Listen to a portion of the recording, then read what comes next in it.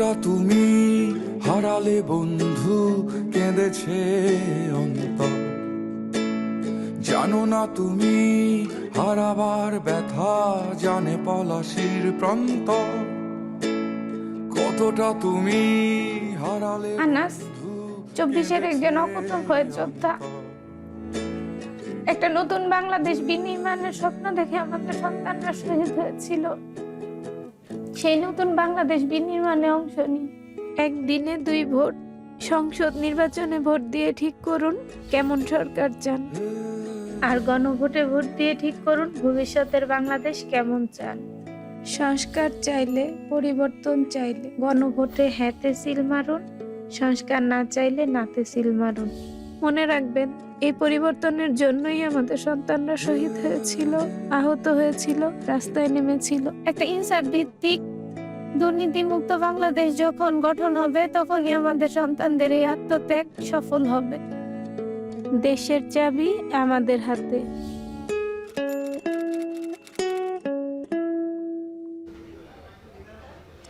দর্শক, আমরা গণভোট নিয়ে সরকারি প্রচারণাটি দেখছিলাম। দর্শক, আজ আমরা কথা বলবো এই গণভোট নিয়েই। শিরোনাম, গণভোট কি গুরুত্ব পাচ্ছে? জানাবো গণভোট নিয়ে তৃণমূল, মানুষের মতামত, কেন জাতীয় সংসদ নির্বাচনের মতো ভোটের মাঠে আওয়াজ নেই, রাষ্ট্র সংস্কারের গুরুত্বপূর্ণ দলিল জুলাই সনদ বাস্তবায়ন ও গণভোট নিয়ে। আজকের ভোটের ট্রেনের এই আলোচনাকে সম্প্রসারিত করতে আমাদের সঙ্গে যুক্ত হবেন প্রধান উপদেষ্টার বিশেষ সহকারী মনির হায়দার। আর পুরো আয়োজনে আপনাকে সঙ্গ দেব আমি আজহার লিমন। দেশের সবচেয়ে মজবুত আরএফএল ল্যাডার, যা 6061 গ্রেড অ্যালুমিনিয়ামে তৈরি। শক্তিশালী এমএস ক্রসবার নিশ্চিত করে সর্বোচ্চ নিরাপত্তা। RFL ladder. আমরা আলোচনায় যাবার আগে এক নজরে দেখে নেব ভোট নির্বাচনের চলতি খবরগুলো। মোটামুটি শান্তিপূর্ণভাবে সম্পন্ন হয়েছে জগন্নাথ বিশ্ববিদ্যালয় কেন্দ্রীয় ছাত্র সংসদ নির্বাচনের ভোট গ্রহণ। এখন চলছে ভোট গণনা। এদিকে নির্বাচন কমিশনের শেষ হয়েছে দ্বিতীয় দিনের মতো আপিল কার্যক্রম।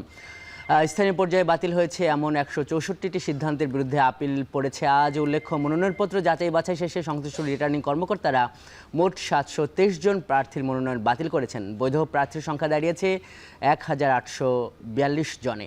এছাড়া নির্বাচন সামনে রেখে ঢাকা 17 আসনের নেতাকর্মীদের সঙ্গে মত বিনিময় করেছেন বিএনপির ভারপ্রাপ্ত চেয়ারম্যান তারেক রহমান। দুপুরে বিএনপি চেয়ারপারসনের গুলশান কার্যালয়ে এই বৈঠক হয়। এদিকে বিকেলে সিএসির সঙ্গে বৈঠক করেছেন এনসিপির নির্বাচন পরিচালনা সেলের প্রধান ও সাবেক উপদেষ্টা আসিফ মাহমুদ সজীব ভূঁইয়া। সেখানে তিনি বলেন যে একতরফা নির্বাচন আয়োজনের পায়তারা হলে ফের রাজপথে আন্দোলন হবে।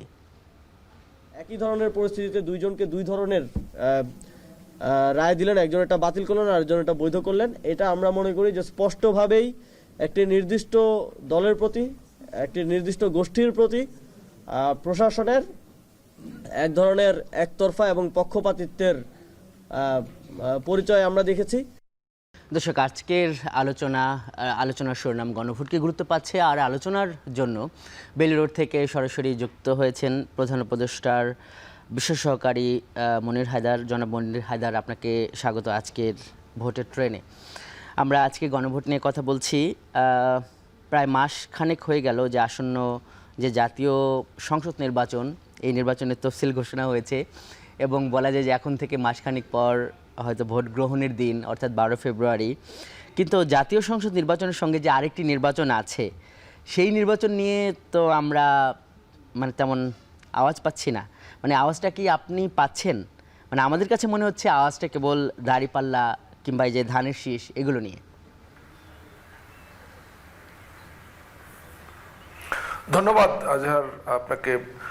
প্রথম কথা হলো যে আপনি ঠিকই বলেছেন যে বিভিন্ন প্রতীক বা মার্কা ভিত্তিক প্রচার কার্যক্রম অনেক বেশি দৃশ্যমান এবং এটাই তো স্বাভাবিক এই কারণে যে এই যে এক একটা নির্দিষ্ট প্রতীক, এক একটা দলের প্রার্থী, দলের প্রতীক, স্বাভাবিকভাবেই সেই দলের যিনি প্রার্থী, তার যারা কর্মী, সমর্থক, অপরাপর নেতা, তারা অনেক আগে থেকেই এই এক ধরনের তৎপরতার মধ্যে থাকেন।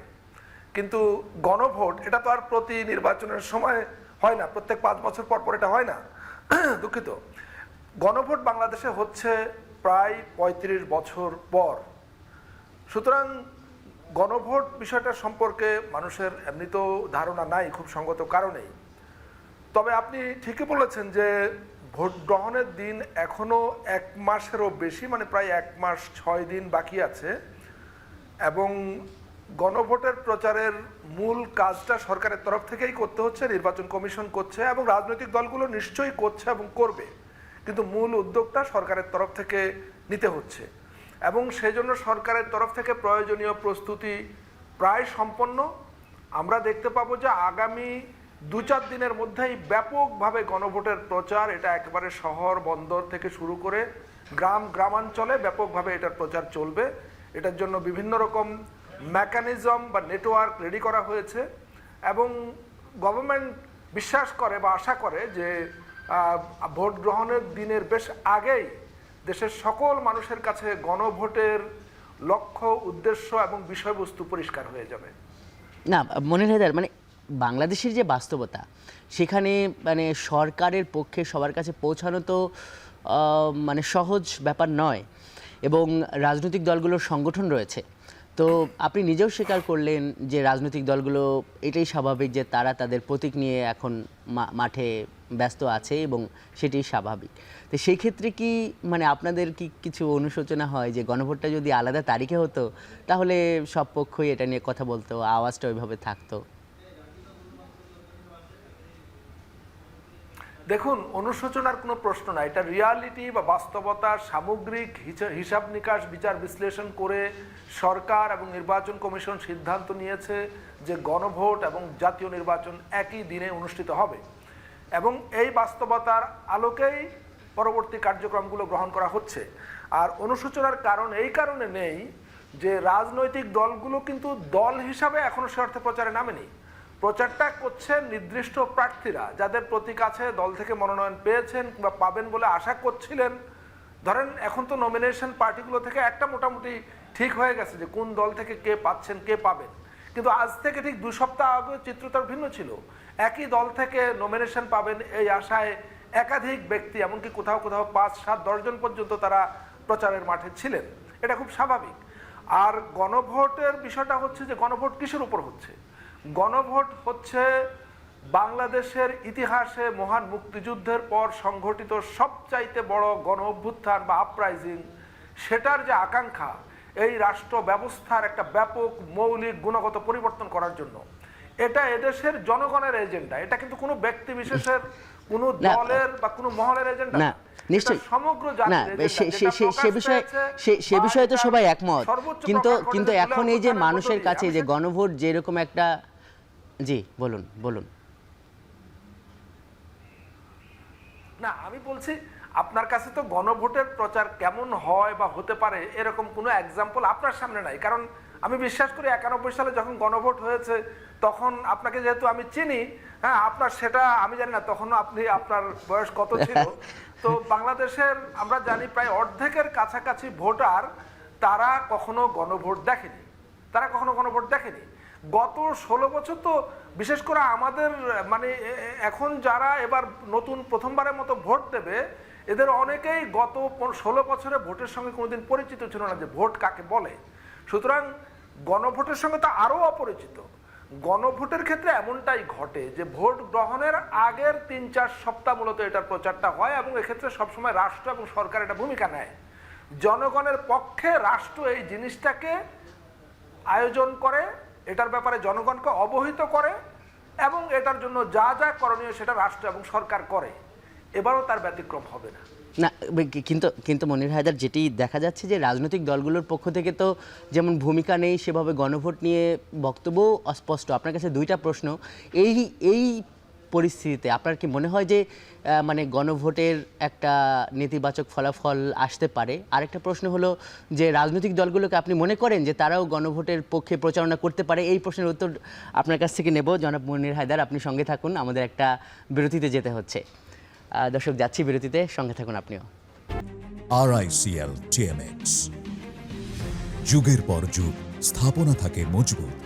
VRM প্রযুক্তির RICL TMX রড।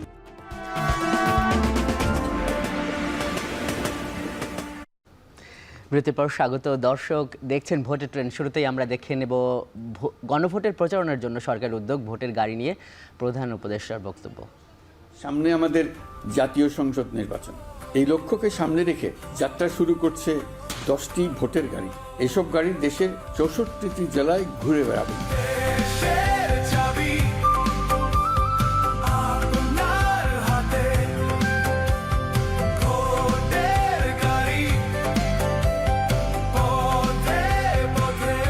এবারের নির্বাচনে আপনি আরো একটা ভোট দেবেন, জুলাই সনদের ভোট।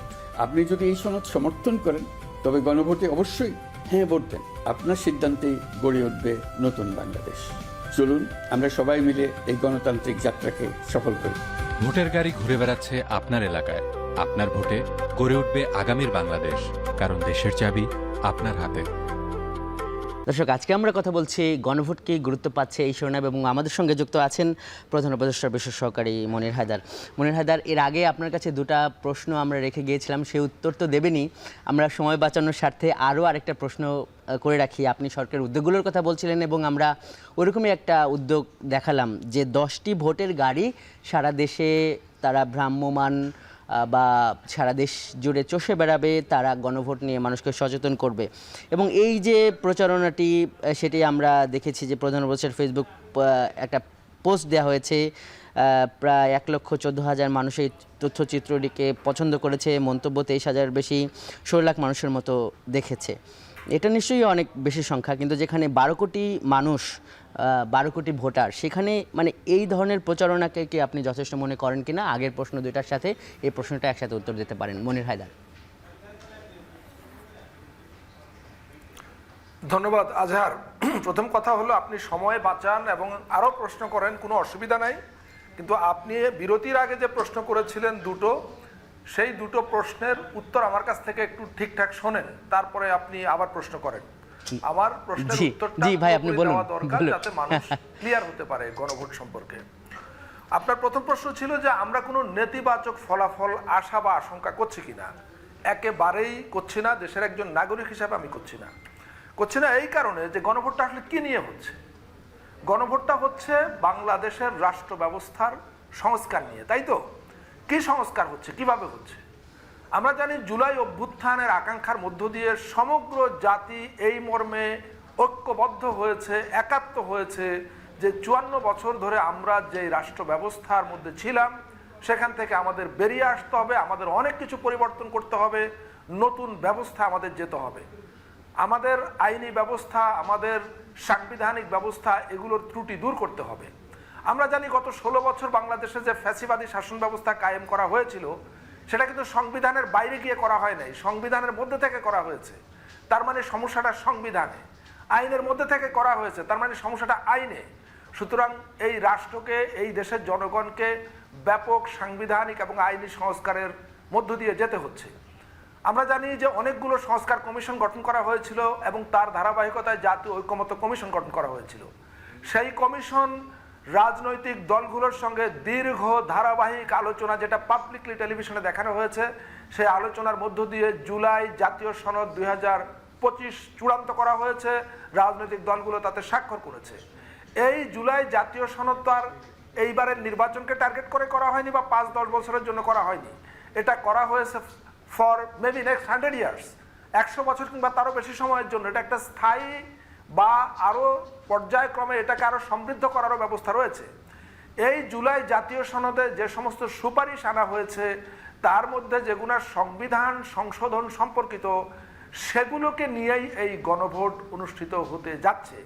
এবং সেই সমস্ত সুপারিশের মধ্যে কি আছে আমি মোটা দাগে কয়েকটা জিনিস বলি, তাহলে দর্শকরা বুঝতে পারবে। আমরা বাংলাদেশে আমরা জানি যে প্রতি 5 বছর পর পর ক্ষমতা হস্তান্তর নিয়ে একটা অচলাবস্থা, উত্তপ্ত অবস্থা তৈরি হয় এবং শেষ পর্যন্ত একটা চরম অরাজকতার মধ্য দিয়ে আমরা হয়তো আন্দোলন সংগ্রাম করে আবার একটা জায়গায় গিয়ে থামি। সুতরাং আমাদের এটা থামাতে হবে। প্রতি 5 বছর পর পর একটা শান্তিপূর্ণ ক্ষমতা হস্তান্তর, একটা সঠিক নির্বাচন আমাদের হওয়া লাগবে। সেটা করার জন্য একটা তত্ত্বাবধায়ক সরকার লাগবে 5 বছর পর পর, এবং একটা নির্বাচন কমিশন লাগবে। এই তত্ত্বাবধায়ক সরকার গঠনটা যাতে বিতর্ক মুক্ত হয়, নিরপেক্ষ হয়, সেজন্য সরকারি দল, বিরোধী দল সবাই বসে ঠিক করবে তত্ত্বাবধায়ক সরকার কিভাবে হবে। এইটা গণভোটের একটা বিষয়। আরেকটা বিষয় হলো নির্বাচন কমিশন। আমরা অনেকবার দেখেছি নির্বাচন কমিশন ক্ষমতাসীনরা তাদের ইচ্ছামতো গঠন করে, বিরোধী দল সেটা বর্জন করে, বয়কট করে, তারপর আন্দোলন শুরু হয়। সুতরাং আমাদের নিরপেক্ষভাবে নির্বাচন কমিশন গঠনের একটা বিধান তৈরি করতে হবে, সংবিধানে ঢুকাতে হবে। সেটা একটা ইস্যু বলা হয়েছে, সরকারি দল, বিরোধী দল, দ্বিতীয় বৃহত্তম বিরোধী দল সবাই বসে নির্বাচন কমিশন ঠিক করবে, যাতে কোনো বিরোধ বা এটা নিয়ে দ্বিমত, ভিন্ন মত, আন্দোলন সংগ্রাম আর করতে না হয়। সংবিধান সংশোধন আমাদের একটা জাতীয় জীবনের গুরুতর সমস্যা। আমরা জানি যাদের 2/3 সংখ্যাগরিষ্ঠতা থাকে, সংসদে গিয়ে তারা একতরফাভাবে সংবিধান সংশোধন করে ফেলে এবং এটাকে ঘিরে দেশ একটা অচল অবস্থার গভীর গর্তে পড়ে যায়। সর্বশেষ 16 বছরও সেটা হয়েছে। সুতরাং আমাদের সংবিধান সংশোধনটাকে একটু কঠোর করতে হবে, যাতে ক্ষমতাসীনরা চাইলেই সংবিধান সংশোধন করে ফেলতে না পারে। এজন্য দ্বিকক্ষ বিশিষ্ট পার্লামেন্টের প্রস্তাব করা হয়েছে, যাতে সংবিধান সংশোধনের ক্ষেত্রে অপরাপর দলগুলোরও একটা ভূমিকা থাকে, সরকারি দল যাতে একা একা কাজটা করে ফেলতে না পারে। তারপরে আমরা জানি আমাদের একটা সংসদ থাকে, যেটার পেছনে শত শত হাজার হাজার কোটি টাকা খরচ হয়, কিন্তু এই সংসদ আসলে কি কাজে ব্যবহৃত হয়, কি কাজে লাগে? কেবলমাত্র সরকারের ইচ্ছা পূরণের কারণে কাজে লাগে। কেবলমাত্র প্রধানমন্ত্রীর ইচ্ছা পূরণ করাই সংসদের কাজ। বিরোধী দল অনেক কথা বলে, অনেক সময় অবস্থান করে, কিন্তু তাদের ভূমিকার আসলে কোনো মূল্য এই সংসদে থাকে না। সুতরাং সংসদটা যাতে কার্যকর হয়, এই জনগণের পকেটের শত শত হাজার হাজার কোটি টাকা খরচ করা যাতে দেশের মানুষের কাজে লাগে, সেজন্য একটা বড় রকমের সংস্কারের প্রস্তাব করা হয়েছে, যে সংসদে স্পিকার হবে সরকারি দলের, ডেপুটি স্পিকার হবে বিরোধী দল থেকে। আমরা জানি 50টিরও বেশি সংসদীয় স্থায়ী কমিটি রয়েছে, যেগুলো চাইলেই অনেক গুরুত্বপূর্ণ হতে পারে সরকারের জবাবদিহিতা নিশ্চিত করার কাজে, কিন্তু দুর্ভাগ্যজনকভাবে গত 54 বছরের সংসদীয় স্থায়ী কমিটিগুলো কোনো রকম কার্যকর হয়নি এ কারণে যে প্রত্যেকটা কমিটির সভাপতি সরকারি দলের। সুতরাং তাদেরও কাজ হয়ে দাঁড়ায় কেবলমাত্র প্রধানমন্ত্রীর ইচ্ছা পূরণ করা। এইবার সংস্কার প্রস্তাব করা হয়েছে যে সংসদীয় কমিটিগুলোর মধ্যে অনেকগুলো গুরুত্বপূর্ণ কমিটির সভাপতি হবে বিরোধী দল থেকে, এবং সেটা আনুপাতিক হারে, যা তাদের যত সিট থাকবে পার্লামেন্টের সে অনুযায়ী। আরেকটা হচ্ছে, আমরা জানি গত 16 বছর একজন ব্যক্তি বাংলাদেশের প্রধানমন্ত্রী ছিল, জবরদখল করে ছিল জবরদস্তিমূলকভাবে। এর আগে 5 বছর ছিল, মোট 21 বছর। যদি তিনি এই জনগণ দ্বারা বিতাড়িত না হতেন, তাহলে কতদিন থাকতেন আমরা কেউ জানি না, সেটা হয়তো আমৃত্যু থাকতেন। তো এটা তো হতে পারে না। এখানে প্রস্তাব করা হয়েছে একজন ব্যক্তি তার সমগ্র জীবনে 10 বছরের বেশি প্রধানমন্ত্রীর পদে থাকতে পারবেন না।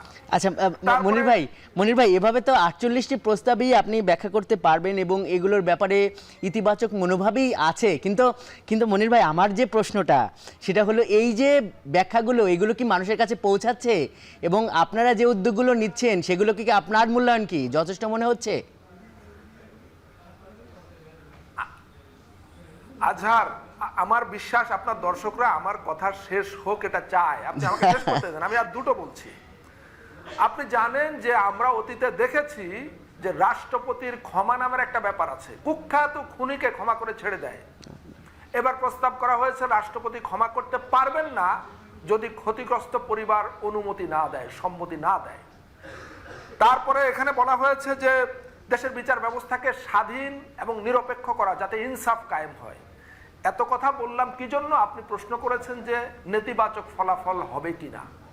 আপনার কি মনে হয় বাংলাদেশের জনগণ এই সমস্ত প্রস্তাবের বিপক্ষে? বাংলাদেশের জনগণ এগুলা চায় না? যদি আপনার এমন মনে হয় যে বাংলাদেশের জনগণ এই পরিবর্তনগুলো চায় না, তাহলে নেতিবাচক হতে পারে, জোর করে তো এটা করা যাবে না। আপনি বলেছেন, আপনার আরেকটা প্রশ্ন ছিল যে রাজনৈতিক দলগুলো কি প্রচারে অংশ নেবে কিনা কিংবা বিপক্ষে প্রচার করবে কিনা। এই প্রস্তাবগুলো তো রাজনৈতিক দলগুলো একসঙ্গে বসে সিদ্ধান্ত নিয়েছে, চার্টারে স্বাক্ষর করেছে।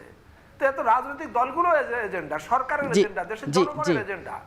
এই প্রচারে মনির ভাই আপনার কথা স্পষ্ট, কিন্তু বিশ্লেষকদেরও নানান ধরনের সমালোচনা আছে। আপনি একটু থাকুন, আমরা একজন বিশ্লেষকের একটু সমালোচনা শুনে আসি।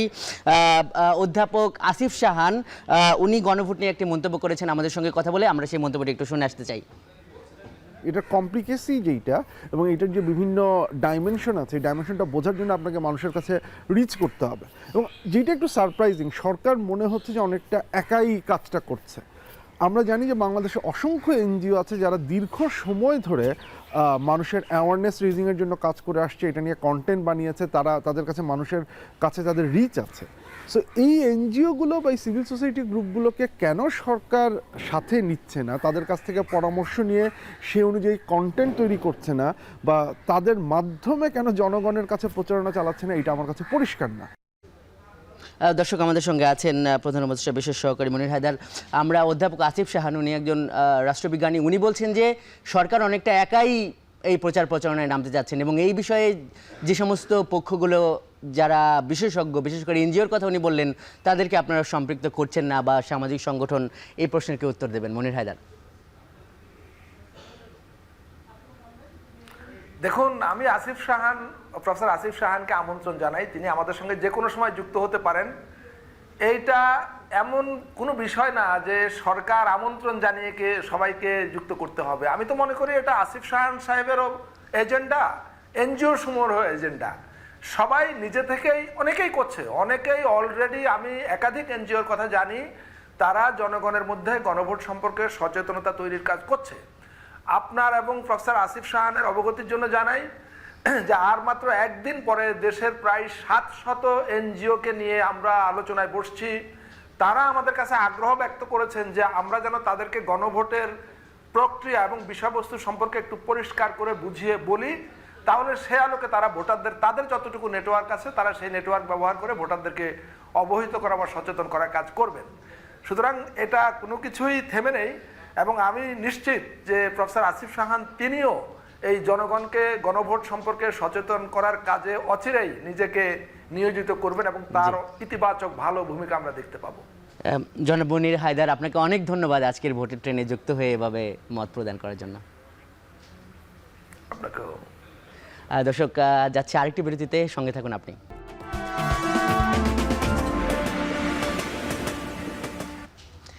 বিরতির পর স্বাগত দর্শক, দেখছেন ভোটের ট্রেন আর আপনার সঙ্গে আছে আমি আজহার লিমন। দেশের 1 নম্বর gas stove RFL gas stove, যা বেশি তাপেও ফাটে না আর হ্যাসেল ফ্রি অটো ইগনিশন নিশ্চিত করে ঝামেলাহীন রান্না। আরএফএল গ্যাস স্টোভ, নিরাপদ ও ঝামেলাহীন। দর্শক, আজকের ভোটের ট্রেন কথা বলছে গণভোটকে গুরুত্ব পাচ্ছে এই শিরোনামে। আর এই পর্বে এখন আমরা নিয়েই জানতে চাই প্রান্তিক মানুষের মতামত। প্রান্তিক মানুষের মতামত জানাতে এই মুহূর্তে আমাদের সঙ্গে সিলেট থেকে যুক্ত হচ্ছেন সহকর্মী গুলজার আহমেদ। গুলজার।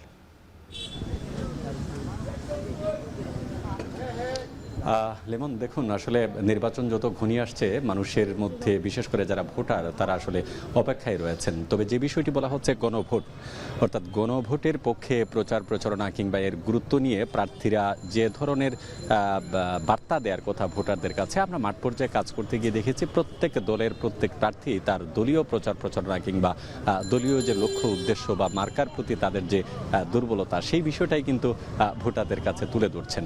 এবং এটি আসলে কতটুকু গণভোটের পক্ষে যাচ্ছে কিংবা গণভোট নিয়ে সাধারণ ভোটার যারা আছেন প্রান্তিক অঞ্চলের, যেটি আপনি বলছেন, কেমন, আমরা যদি একটু কথা বলি সাধারণ মানুষের সাথে। এই মুহূর্তে আমরা রয়েছি নগরীর কিনব্রিজ এলাকায়, যেটি আমরা যদি বলি প্রত্যেক দিনই আসলে বিকেল থেকে রাত 10টা-11টা পর্যন্ত অবসর সময় কাটানোর জন্য নগরবাসী আসলে তার ক্লান্তি দূর করার জন্য এখানে এসে আড্ডা দেন, কথা বলেন এবং মুখরোচক নানান খাবার তারা পরিবেশন করেন। তো এই মুহূর্তে বেশ কিছু ভোটার আছেন, আমরা কথা বলি। প্রত্যেকেই আসলে বিভিন্ন আসনের, যদিও আমরা সিলেটের কথা বলছি, তারা এই সিলেট অঞ্চলের যে 6টি আসন রয়েছে সেই আসনের ভোটার। আমরা শুরুতেই আপু একটু যদি সময় দেন কথা বলতে পারি। নিশ্চয় জানেন যে দীর্ঘদিন পর মানুষের প্রত্যাশিত যে একটি নির্বাচন, সামনে আসন্ন নির্বাচন 12ই ফেব্রুয়ারি অনুষ্ঠিত হচ্ছে, সাথে এবার নতুন সংযুক্ত হয়েছে গণভোট, যেটি রাষ্ট্রীয় কাঠামো পরিবর্তনের জন্য, মৌলিক কিছু পরিবর্তনের জন্য সাধারণ মানুষের মতামত নেওয়া হবে। এই ক্ষেত্রে আপনারা যারা সাধারণ ভোটার আছেন, গণভোট নিয়ে প্রার্থীদের প্রচার প্রচারণা কিংবা এর পক্ষে বিপক্ষে অবস্থান, সাধারণ ভোটার হিসেবে আপনারা মাঠটাকে কেমন দেখছেন, কি জানেন?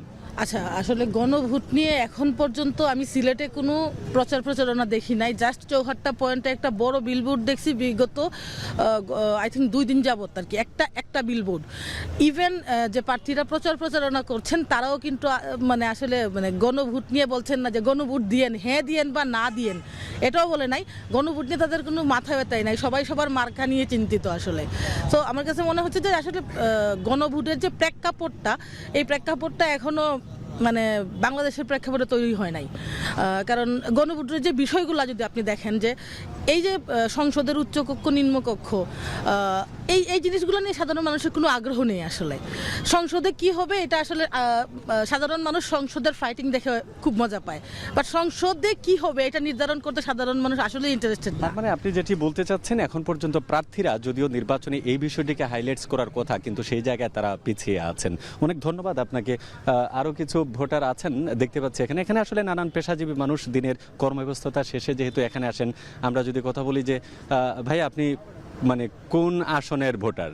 আমি সিলেট 1 আসনের ভোটার। সিলেট 1 আসনের এই মুহূর্ত পর্যন্ত নির্বাচনী প্রচারণা তো বিভিন্ন প্রার্থী চালাচ্ছেন, তো সেই ক্ষেত্রে আসলে গণভোট নিয়ে আপনাদের কাছে কোনো বার্তা আসছে কিনা? যদি না আসে আপনারা কি ভাবছেন? না, এই ধরনের কোনো বার্তা আমাদের কাছে এখন পর্যন্ত আসে নাই। যারাও আসছে তারা মনে মার্কা নিয়ে আসতেছে, যেমন ধরুন দানের শীষ বা এই দাড়িপাল্লা, শাপলাকুলি, এই ধরনের প্রচারণা খুব বেশি চলতেছে। কিন্তু গণভোটের লোকে এখন পর্যন্ত কেউ আসে নাই, বা গণভোটটা দেন আমরা কিসের উপরে দেব বা কি কারণে দেব এই ধরনের আইডিয়া বলতে আমাদেরও নাই, বা সাধারণ মানুষেরও এ ধরনের আইডিয়া নাই। অসংখ্য ধন্যবাদ আপনাকে। আসলে যে বিষয়টা আমরা দেখছি যে দুজন কথা বললেন, ইতিমধ্যে তারা সেটি প্রকাশ করেছেন। তাদের সর্বশেষ আসলে আমরা আরেকজনের কাছে একটু জানতে চাই, এই যে নির্বাচনে যে গণভোটের গুরুত্বটা একজন ভোটার হিসেবে আপনি কিভাবে দেখছেন? গণভোট আসলে গুরুত্বপূর্ণ একটি বিষয়, কিন্তু বর্তমানে যে প্রেক্ষাপট আমরা দেশের রাজনীতিতে দেখছি যে আসলে অনেকেই গণভোট সম্পর্কে অবগত না। বাংলাদেশে এটি শুরু হয়েছিল 1977 সালে, এখন পর্যন্ত 3 বার গণভোট হয়েছিল। তো এই যে 3 বার গণভোট হয়েছিল, এই ভোটগুলোতে সবসময় দেখেছি আমরা যারা ছিল জয়যুক্ত হয়েছে। সাধারণ যারা ভোটার আছে যে এই গণভোটটা কেন হচ্ছে, হাতে দিব কি ভোট নাতে দিব, তারা আসলে এই সম্পর্কে অবগত না, এবং সরকারের পক্ষ থেকেও এটি কোনো প্রচারণা হচ্ছে না। এবং যারা প্রার্থী, বিভিন্ন দলের প্রার্থী, স্বতন্ত্র প্রার্থী, তারা শুধু তাদের প্রতীকের কথাই বলছেন, কিন্তু গণভোটের কথা বলছেন না। অসংখ্য ধন্যবাদ। আসলে লিমন, শুনলেন যে যারা এখানে ভোটার আছেন, আমি যদি 100 জনকে জিজ্ঞেস করি 90 জনের উত্তর প্রায় কাছাকাছি থাকে একই রকম। হয়তোবা যারা একটু সচেতন ভোটার আছেন তারাই কেবল গণভোট নিয়ে একটু হয়তোবা পড়ালেখা করছেন বা জানাশোনা আছে, তারাই হয়তোবা ভাবছেন। তো এটি আসলে প্রান্তিক মানুষের যে আগামী জাতীয় নির্বাচনে গণভোটের পক্ষে মতামত আসলে প্রতিফলিত কতটুকু হবে সাধারণ ভোটারদের কাছ থেকে, এই তথ্যটুকু আসলে যথেষ্ট। তো এই ছিল আমার কাছে আজকের সিলেটের কিনব্রিজ থেকে গণভোট নিয়ে সাধারণ মানুষের মতামত। লিমন। গুলজার আহমেদ, আপনাকে অনেক ধন্যবাদ। দর্শক, আমরা তৃণমূল মানুষের মতামত জানছিলাম যে গণভোট কি গুরুত্ব পাচ্ছে এই শিরোনামের। এবারে যাচ্ছে আরেকটি বিরতিতে, সঙ্গে থাকুন আপনি।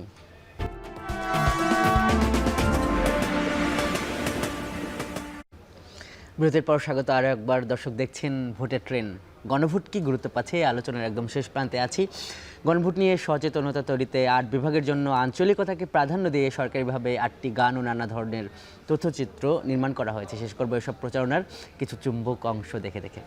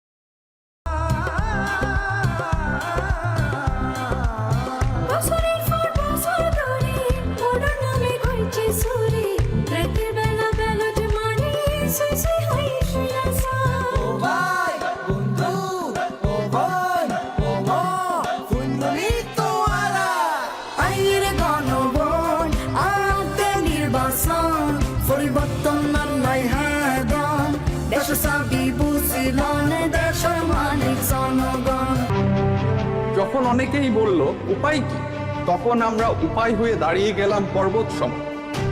বললাম বুকের ভেতর অনেক ঝড়, বুক পেতেছি গুলি কর। আমরাই ছিলাম বিপ্লব, আমরাই অভ্যুত্থান। এবার বিপ্লবের দ্বিতীয় ধাপ আমাদের সামনে। একদিনে 2 ভোট। সংসদ নির্বাচনে ভোট দিয়ে আমরা ঠিক করব কেমন সরকার চাই। একই সাথে গণভোটে ভোট দিয়ে ঠিক করব ভবিষ্যতের বাংলাদেশ কেমন চাই। সংস্কার চাইলে গণভোটে হ্যাঁতে ভোট দিব, সংস্কার না চাইলে না। যে পরিবর্তনের জন্য এত এত প্রাণ হলো বলিদান, সেই পরিবর্তনের চাবি এখন আমাদের হাতে। গণভোট 2026, সংস্কারের চাবি আমাদের হাতে।